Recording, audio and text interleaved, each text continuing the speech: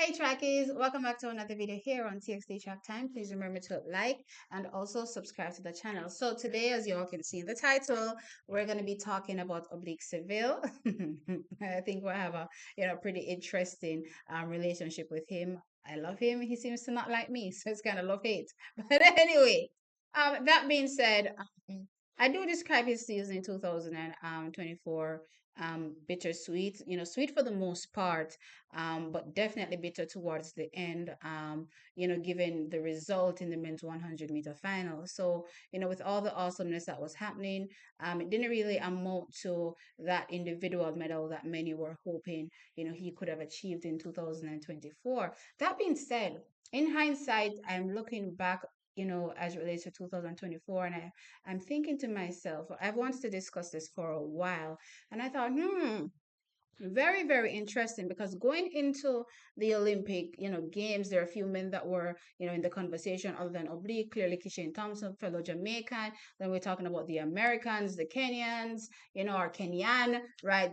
South African, Brits, right? So there are a few people that were in the conversation, but the main contenders seemed to be Kishane Thompson. We're talking about clearly Oblique Seville and for the most part, I'm going to just throw in two more. I would say Fred Curley and I would say Noah Lyles. I think those were the main contenders heading into the Olympic Games, looking to walk away with a medal.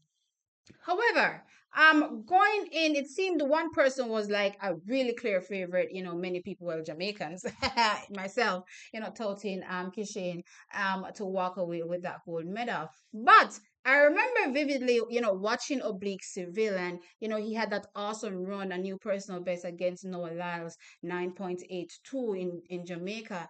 And I remember coming out of that, I was pleasantly surprised thinking that, well, I did think that he would run fast, but I was thinking that finally, the potential that we've been hearing for years, where Glenn Mills spoke about, hey, he believes that Oblique Seville can potentially run, maybe a 9.6 in the future, that kind of thing. I finally felt like we were getting to that time where Oblique Seville was going to be living up to, that potential, right? But even with that being said, I was still touting Kishane as the favorite, heading into the Olympic Games. However, I remember, outside of, Coach Glenn Mills, which it's kind of expected that you're going to be carrying your athlete, to win everything, right? I remember Usain Bolt coming out and Usain Bolt saying, look here, Oblique Seville is going to win that men's 100-meter title. And I'm like, based on what I saw from Kishay, not saying that Oblique was going to medal, because I had Oblique Seville walking over too, but I had Jamaica one too.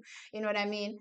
I was like, I still think, given what I've seen from Kishay, he has the edge. Boy, oh boy, was I in for a rude awakening heading into the Olympic Games, because Oblique Seville. Okay, first run goes, I believe that was a 9.99. Pretty smooth, relaxed run, not much to say. But I think where it really hit many, that like it dawned upon us that, hey, in actuality, Oblique Seville looks like he's gonna win this whole thing. Was in the semifinals where he clocked a new personal best 9.81 to take down again Noah Lyles.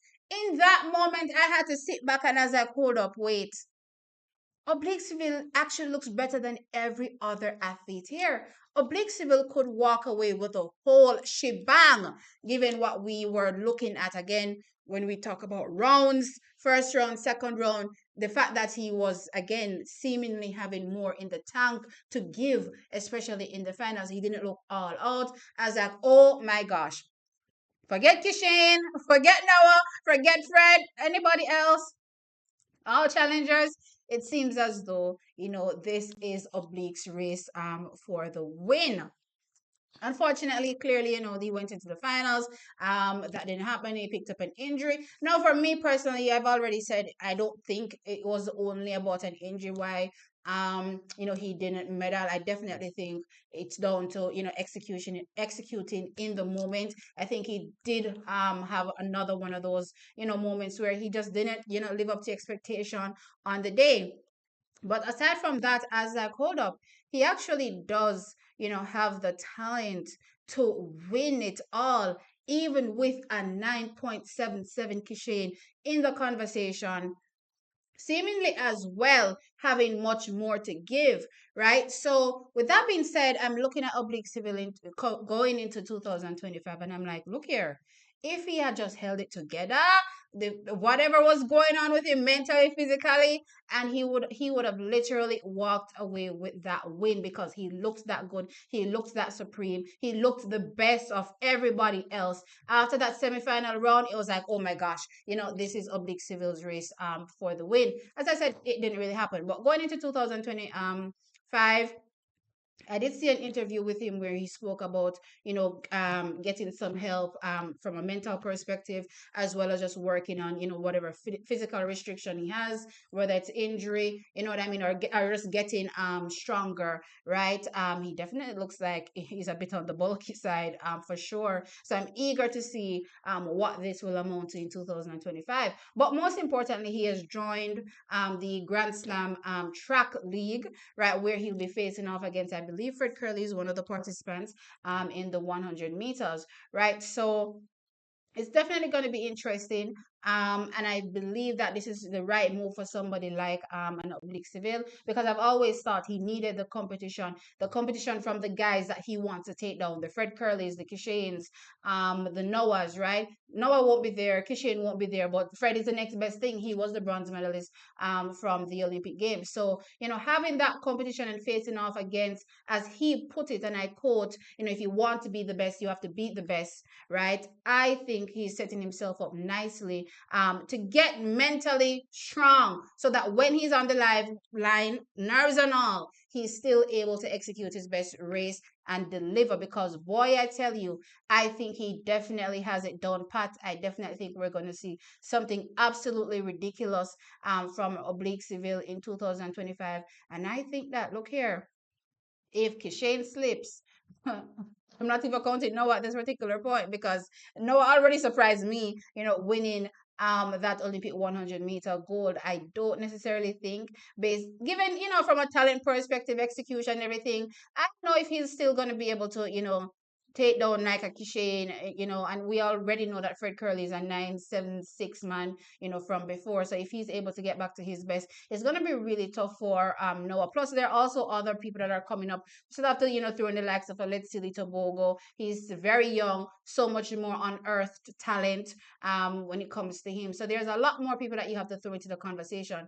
But I'm just saying this right now, that what I saw in 2024 from Oblique Seville, he literally could have won it all. Get the mental game right, and Oblique Seville will literally sit atop of everyone in 2025. And as I said, I'm eagerly anticipating the performances in 2025.